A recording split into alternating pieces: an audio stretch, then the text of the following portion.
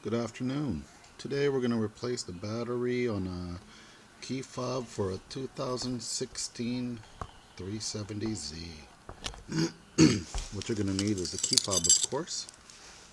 There it is. You're going to need your handy dandy screwdriver, a tiny one. And you're going to need your batteries, 2032s. I'm using the Duracell Duralock, guaranteed for 10 years. 2032s. First thing you're going to do is flip this little button right here, push it up, pull out on this little key thing. You're going to get your screwdriver, stick it in that little hole.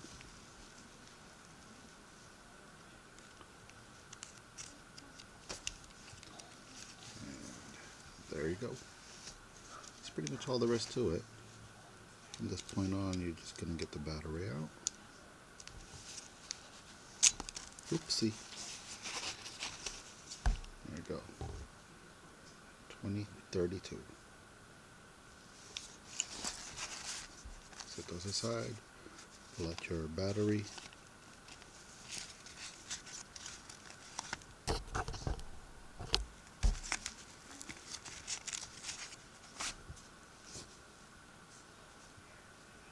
Duracell Duralock 2032s. Stick it in here.